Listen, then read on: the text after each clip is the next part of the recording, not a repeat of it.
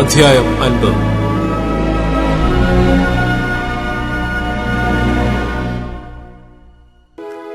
യിരെമ്യാ പ്രവാചകൻ മുഖാന്തരം യഹോവ ബാബേലിനെ കുറിച്ചും കൽദയ ദേശത്തെക്കുറിച്ചും കൽപ്പിച്ച അരുളപ്പാട്.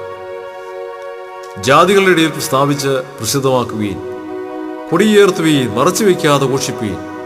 ബാബേൽ പിടിക്കപ്പെട്ടിരിക്കുന്നു, ബേൽ ലജ്ജിച്ചുപോയി, മേരോദാക് തകർന്നിരിക്കുന്നു, അതിലെ വിഗ്രഹങ്ങൾ ലജ്ജിച്ചുപോയി, അതിലെ ബിംബങ്ങൾ തകർന്നിരിക്കുന്നു എന്ന് പറവീൻ.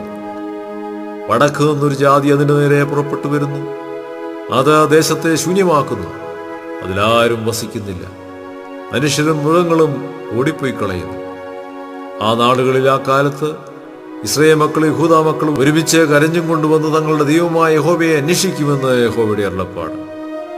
അവർ സിയോനിലേക്ക് മുഖം തിരിച്ച് അതിനെക്കുറിച്ച് ചോദിച്ചും കൊണ്ട്, വരുവീൻ, മറന്നുപോകാത്തതായ ഒരു ശാശ്വത നിയമത്താൽ നമുക്ക് യഹോവയോട് ചേർന്ന് കൊള്ളാമെന്ന് പറയും. എന്റെ ജനം കാണാതെ പോയ ആടുകളായി തീർന്നിരിക്കുന്നു. അവരുടെ ഇടയന്മാർ അവരെ തെറ്റിച്ച് മലകളിൽ വിടന്നു നടക്കുമാറാക്കിയിരിക്കുന്നു. അവർ മലയിൽ നിന്ന് കുന്നിന്മേ പോയി തങ്ങളുടെ കിടപ്പിടം മറന്നുകളഞ്ഞു. അവരെ കാണുന്നവരൊക്കെയും അവരെ തിന്നുകളയുന്നു. അവരുടെ വൈരികൾ നാം കുറ്റം ചെയ്യുന്നില്ല, അവർ നീതിവാസമായ യഹോവയോട്, അവരുടെ പിതാക്കന്മാരുടെ പ്രത്യാശയായ യഹോവയോട് തന്നെ പാപം ചെയ്തുവല്ലോ എന്ന് പറഞ്ഞു. ബാബേലിൽ നിന്ന് ഓടി കൽദയ ദേശം വിട്ടുപോകുവീൻ. ആട്ടിൻകൂട്ടത്തിനു മുമ്പായി നടക്കുന്ന മുട്ടാടുകളെ പോലെ ആയിരിപ്പീൻ. ഞാൻ ബാബേലിന്റെ നേരെ വടക്കേ ദേശത്ത് നിന്ന് മഹാജാതികളുടെ കൂട്ടത്തെ ഉണർത്തി വരുത്തും. അവർ അതിന്റെ നേരെ അണിനിരത്തും. അവിടെ വെച്ച് അത് പിടിക്കപ്പെടും. അവരുടെ അമ്പുകൾ വെറുതെ മടങ്ങാതെ സമർത്ഥവീരന്റെ അമ്പുകൾ പോലെ ഇരിക്കും. കൽദയ ദേശം കൊള്ളയിട്ടു പോകും. അതിനെ കൊള്ളയിടുന്നവർക്ക് ഏവർക്കും തൃപ്തി വരുമെന്ന് യഹോവയുടെ അരുളപ്പാട്. എന്റെ അവകാശം കൊള്ളയിട്ടവരെ നിങ്ങൾ സന്തോഷിക്കുന്നത് കൊണ്ട്, നിങ്ങൾ ഉല്ലസിക്കുന്നത് കൊണ്ട്, ധാന്യം മെതിക്കുന്ന പശുക്കിടാവിനെ പോലെ തുള്ളിക്കളിക്കുന്നത് കൊണ്ട്, ബലമുള്ള കുതിരയെപ്പോലെ നിങ്ങൾ ചിറാലിക്കുന്നത് കൊണ്ട് നിങ്ങളുടെ അമ്മയെ ഏറ്റവും ലജ്ജിക്കും. നിങ്ങളെ പ്രസവിച്ചവർ നാളിച്ചു പോകും. അവൾ ജാതികളുടെ അന്ത്യജാതിയും മരുഭൂമിയും മരണനിലവും ശൂന്യദേശവുമാകും. യഹോവയുടെ ക്രോധം ഹേതുവായി അത് നിവാസികളില്ലാതെ അശേഷം ശൂന്യമായി തീരും. ബാബേലിനരികത്തി കൂടി കടന്നു പോകുന്ന ഏവരും സ്തംഭിച്ച് അതിന്റെ സകല ബാധകളും നിമിത്തം ചൂളകുത്തും. ബാബേലിന്റെ നേരെ ചുറ്റും അണിനിരത്തുവീൻ. എല്ലാ വില്ലാളികളുമായുള്ളവരെ അമ്പുകളെ ലോപിക്കാതെ അതിലേക്ക് എയ്തുവിടുവീൻ. അത് യഹോവയോട് പാപം ചെയ്തിരിക്കുന്നുവല്ലോ. അതിന് ചുറ്റും നിന്ന് ആർപ്പിടുവീൻ. അത് കീഴടങ്ങിയിരിക്കുന്നു. അതിന്റെ കൊത്തളങ്ങൾ വീണുപോയി, അതിന്റെ മതിലുകൾ ഇടിഞ്ഞിരിക്കുന്നു. ഇത് യഹോവയുടെ പ്രതികാരമല്ലോ. അതിനോട് പ്രതികാരം ചെയ്യുവീൻ. അത് ചെയ്തതുപോലെ അതിനോടും ചെയ്യുവീൻ. വിതയ്ക്കുന്നവനെയും കൊയ്ത്തുകാലത്ത് അരിവാൾ പിടിക്കുന്നവനെയും ബാബേലിൽ നിന്ന് ഛേദിച്ചു കളവീൻ. നശിപ്പിക്കുന്ന വാൾ പേടിച്ച് ഓരോരുത്തൻ സ്വജനത്തിന്റെ അടുക്കൽ മടങ്ങിപ്പോവുകയും സ്വദേശത്തേക്ക് ഓടിപ്പോവുകയും ചെയ്യും. ഇസ്രയേൽ ചിന്നിപ്പോയ ആട്ടിൻകൂട്ടമാകുന്നു.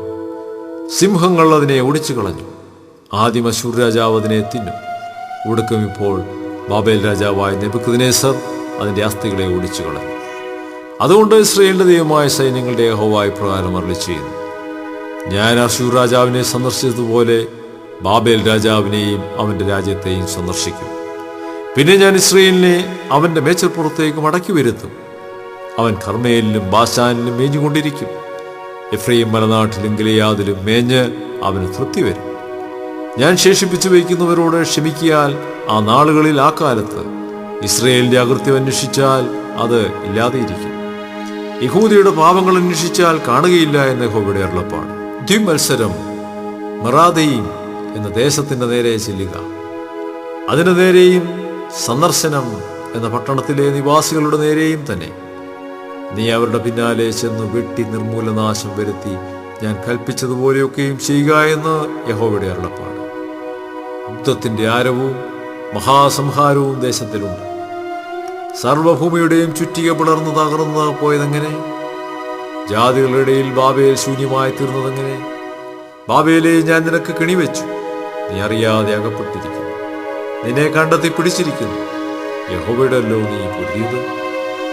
യഹോവ തന്റെ ആയുധശാല തുറന്നു തന്റെ ക്രോധത്തിന്റെ ആയുധങ്ങളെ എടുത്തുകൊണ്ടുവന്നിരിക്കുന്നു. സൈന്യങ്ങളുടെ യഹോവയായ കർത്താവിന് കൽദയ ദേശത്ത് ഒരു പ്രവൃത്തി ചെയ്യുവാനുണ്ട്. സകല ദിക്കുകളിൽ നിന്ന് അതിൻ്റെ നേരെ വന്ന് അതിൻ്റെ കളപ്പുരകളെ തുറപ്പീൻ. അതിനെ കറ്റ പോലെ കൂമ്പാരം കൂട്ടുവീൻ. അതിലൊന്നും ശേഷിപ്പിക്കാതെ മൂലനാശം വരുത്തുവീൻ. അതിലെ കാളയെയൊക്കെയും കൊല്ലുവീൻ. അവ കൊലയ്ക്ക് ഇറങ്ങിപ്പോകട്ടെ. അവർക്കയ്യോ കഷ്ടം. അവരുടെ നാൾ, അവരുടെ സന്ദർശനകാലം വന്നിരിക്കുന്നു. നമ്മുടെ ദൈവമായ യഹോവയുടെ പ്രതികാരം, തൻ്റെ മന്ദിരത്തിന് വേണ്ടിയുള്ള പ്രതികാരം തന്നെ സിയോനിൽ അറിയിക്കേണ്ടതിന് ബാബേൽ ദേശത്തു നിന്ന് രക്ഷപ്പെട്ട് ഓടിപ്പോന്നവരുടെ കോശം. ബാബേലിന്റെ നേരെ വില്ലാളികളെ വിളിച്ചു കൂട്ടുവീൻ. വില്ലുകുലയ്ക്കുന്ന ഏവരുമായുള്ളവരെ അതിൻ്റെ നേരെ ചുറ്റും പാളയം ഇറങ്ങുവീൻ. ആരും അതിൽ നിന്ന് ചാടിപ്പോകരുത്. അതിൻ്റെ പ്രവൃത്തിക്ക് തക്കവണ്ണം അതിന് പകരം കൊടുപ്പീൻ. അത് ചെയ്തതുപോലെയൊക്കെയും അതിനോടും ചെയ്യുവീൻ. അത് യഹോവയോട് ഇസ്രായേലിന്റെ പരിശുദ്ധനോട് തന്നെ അഹങ്കാരം കാണിച്ചിരിക്കുന്നു. അതുകൊണ്ട് അതിലെ യൗവനക്കാർ അതിൻ്റെ വീഥികളിൽ വീഴും. അതിലെ യോദ്ധാക്കളൊക്കെയും അന്ന് നശിച്ചു പോകുമെന്ന് യഹോവയുടെ അരുളപ്പാട്. അഹങ്കാരിയെ ഞാൻ നിനക്ക് വിരോധമായിരിക്കുന്നു എന്ന് സൈന്യങ്ങളുടെ യഹോവയായ കർത്താവിന്റെ അരുളപ്പാട്. നിന്റെ നാൾ, ഞാൻ നിന്നെ സന്ദർശിക്കുന്ന കാലം വന്നിരിക്കുന്നു. അഹങ്കാരി ഇടറി വീഴും, ആരും അവനെ എഴുന്നേൽപ്പിക്കുകയില്ല. ഞാൻ അവന്റെ പട്ടണങ്ങൾക്ക് തീവെക്കും, അത് അവന്റെ ചുറ്റുമുള്ള എല്ലാവരെയും ദഹിപ്പിച്ചു കളയും. സൈന്യങ്ങളുടെ യഹോവ പ്രകാരം അരുളി ചെയ്യുന്നു: ഇസ്രായേൽ മക്കളും യഹൂദാ മക്കളും ഒരുപോലെ പീഡിതരായിരിക്കുന്നു. അവരെ ബദ്ധരാക്കി കൊണ്ടുപോയവരൊക്കെയും അവരെ വിട്ടയപ്പാൻ മനസ്സില്ലാതെ മുറുകെ പിടിച്ചുകൊള്ളുന്നു. എന്നാൽ അവരുടെ വീണ്ടെടുപ്പുകാരൻ ശക്തിമാൻ, സൈന്യങ്ങളുടെ യഹോവ എന്നാകുന്നു അവന്റെ നാമം. ഭൂമിക്ക് സ്വസ്ഥത വരുത്തേണ്ടതിനും ബാബേൽ നിവാസികൾക്ക് സ്വസ്ഥത വരുത്തേണ്ടതിനും അവരുടെ വ്യവഹാരം അവൻ ശ്രദ്ധയോടെ നടത്തും. കൽദയരുടെ മേലും ബാബേൽ നിവാസികളുടെ മേലും അതിന്റെ പ്രഭുക്കന്മാരുടെ മേലും ജ്ഞാനികളുടെ മേലും വാൾ വരുന്നുവെന്ന് യഹോവയുടെ അരുളപ്പാട്. വമ്പ് പറയുന്നവർ ഭോഷന്മാരാകത്തക്കവണ്ണം അവരുടെ മേൽ വാൾ വരും. അതിലെ വീരന്മാർ ഭ്രമിച്ചു പോകത്തക്കവണ്ണം അവരുടെ മേലും വാൾ വരും. അവരുടെ കുതിരകളുടെ മേലും രഥങ്ങളുടെ മേലും അതിന്റെ നടുവിലെ സർവ്വ സമ്മിശ്ര ജാതിയും സ്ത്രീകളെ പോലെ ആയിരിക്കത്തക്കവണ്ണം അവരുടെ മേലും വാൾ വരും. അതിന്റെ ഭണ്ഡാരങ്ങൾ കവർന്നു പോകത്തക്കവണ്ണം അവയുടെ മേലും വാൾ വരും. അതിലെ വെള്ളം വറ്റിപ്പോകത്തക്കവണ്ണം ഞാൻ അതിന്മേൽ വറുതി വരുത്തും. അത് വിഗ്രഹങ്ങളുടെ ദേശമല്ലോ, ഘോരബിംബങ്ങൾ നിമിത്തം അവർ ഭ്രാന്തന്മാരായിരിക്കുന്നു. ആകയാൽ അവിടെ മരുമൃഗങ്ങൾ കുറുനരികളോടുകൂടെ പാർക്കും, ഒട്ടകപ്പക്ഷിയും അവിടെ വസിക്കും. ഇനി അതിലൊരു നാളും കുടിപ്പാർപ്പുണ്ടാകിയില്ല. തലമുറ തലമുറയായത് നിവാസികളില്ലാതെ കിടക്കും. ദൈവം സൊദോമും ഗൊമോറയും അവയുടെ അയൽപട്ടണങ്ങളും നശിപ്പിച്ചു കളഞ്ഞ ശേഷം എന്ന പോലെ അവിടെയും ആരും പാർക്കുകയില്ല, ഒരു മനുഷ്യനോട് വസിക്കുകയില്ല എന്ന യഹോവയുടെ അരുളപ്പാട്. വടക്ക് നിന്നൊരു ജാതി വരുന്നു, ഭൂമിയുടെ അറ്റങ്ങളിൽ നിന്ന് ഒരു മഹാജാതിയും അനേകം രാജാക്കന്മാരും വിളകി വരുന്നു. അവർ വില്ലും കുന്തവും എടുത്തിരിക്കുന്നു.